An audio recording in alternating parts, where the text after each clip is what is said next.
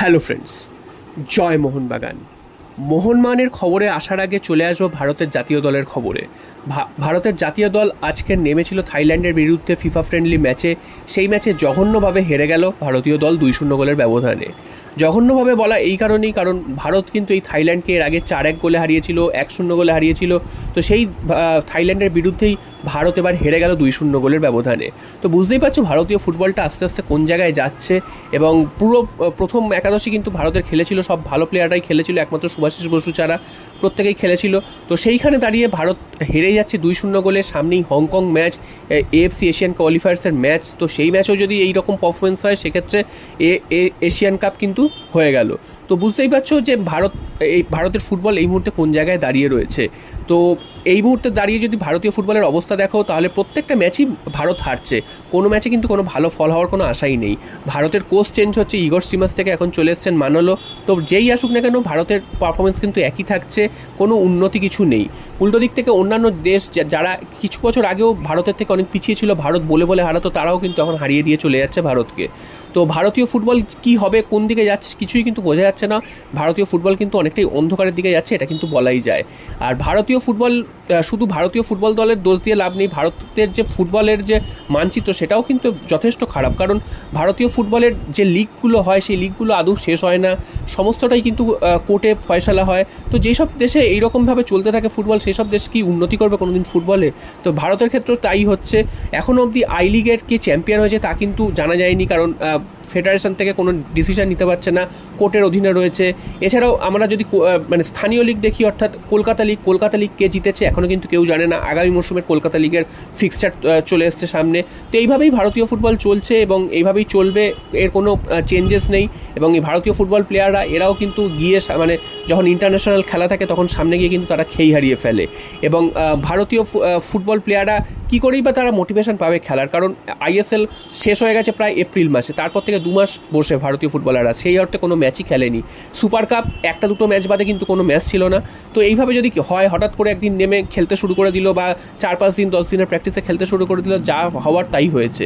আমরা দেখেছিলাম যে ভারতীয় দল প্র্যাকটিস ম্যাচ যখন খেলেছিল বাংলার সাথে, তখন আমরা দেখেছিলাম বাংলার যে প্লেয়াররা তারা কিন্তু কাঁপিয়ে দিয়ে চলে গেছিলো ভারতীয় ফুটবল দলকে, যারা কিন্তু 2-3 দিনের প্র্যাকটিসে তারা কিন্তু খেলতে নেমেছিল। তো সেইখান থেকে দেখতে গেলে ভারতীয় ফুটবল দলের অবস্থা সেদিনই বোঝা গিয়েছিল। তো আজকে তো চোখে আঙুল দিয়ে দেখিয়ে দিল।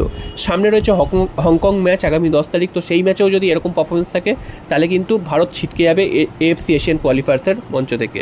এরপর চলে আসি মোহনবাগানের খবরে। মোহনবাগানের খবরে আসার আগে আসলেই প্রথমেই ট্রান্সফারের খবর চলে আসে। তো ট্রান্সফার নিয়ে নতুন করে সেভাবে আপডেট নেই, তবে জুনিয়র প্লেয়ার নিয়ে কিছু আপডেট রয়েছে। সেখানে যেটা জানা যাচ্ছে যে মোহনবাগান ছাড়তে চলেছেন সৌরভ ভানুয়ালা। তো সৌরভ ভানুয়ালা কিন্তু খুব ঘটা করে তাকে নিয়ে আসা হয়েছিল, মনে করা হয়েছিল যে জুনিয়র দলে তিনি ভালো পারফরমেন্স করবেন। কলকাতা লিগেও সে অর্থে নজর কাটতে পারেনি, কলকাতা লিগে তিনি খেলেছেন।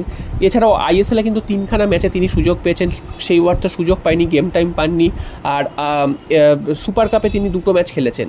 তো সেই দিক থেকে দেখতে গেলে তার পারফরমেন্স যে খুব একটা আহামরি ছিল তাও নয়, এবং তিনি যে খুব একটা গেম টাইম পেয়েছেন বা নিজেকে মেলে ধরার সুযোগ পেয়েছেন তাও নয়।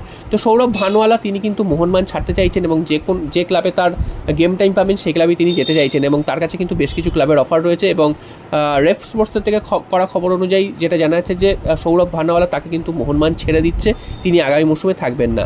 উল্টো দিকে টাইসন এবং রাজ বাশফোর্ড এই দুজন প্লেয়ারকে কিন্তু মোহনবাগান ধরে রাখছে, এবং আগামী মৌসুমের জন্য তাদেরকে কিন্তু আমরা দেখতে পাবো মোহনবাগানের জার্সি গায়ে। এবং এই দুজনের সাথে কিন্তু একটা লম্বা চুক্তি করার সিদ্ধান্ত নিচ্ছে মোহনবাগান ম্যানেজমেন্ট, সেরকমটা কিন্তু জানা যাচ্ছে। যদিও এখনও কিন্তু এগুলো একটাও কনফার্ম বা মোহনবাগানের তরফ থেকে অফিসিয়ালি কিন্তু নিউজ আসেনি, এগুলো সবই বিভিন্ন সূত্র মারফত আসছে। তো সেই সূত্র থেকেই জানা গেছে যে সৌরভ ভানুয়ালা তিনি কিন্তু মোহনবাগান ছাড়তে চলেছেন আগামী মৌসুমে, এবং এই দুজন প্লেয়ার অর্থাৎ রাজ বাশফোরে এবং টাইসন সিং এই দুজন প্লেয়ারকে কিন্তু মোহনবাগান রেখে দিচ্ছে।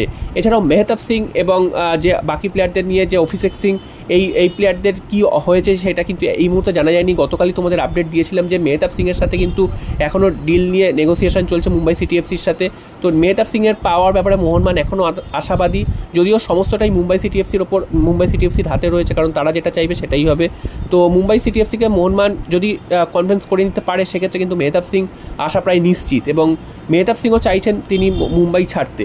এছাড়া অভিষেক সিংয়ের ওপর কিন্তু মোহনবাগানের নজর রয়েছে, এটাও তোমরা জানো। এখানে কিন্তু ইস্টবেঙ্গল রয়েছে, তবে কিছু কিছু জায়গা থেকে জানা যাচ্ছে যে ইস্টবেঙ্গল হয়তো একটু বেশি এগিয়ে গেছে এই মুহূর্তে অভিষেক সিংকে পাওয়ার ব্যাপারে, কারণ মোহনবাগান মেহতাব সিংয়ের ওপর বেশি ফোকাস, তাই জন্য অভিষেক সিংয়ের দিকটা অতটা নজর দিতে পারেনি।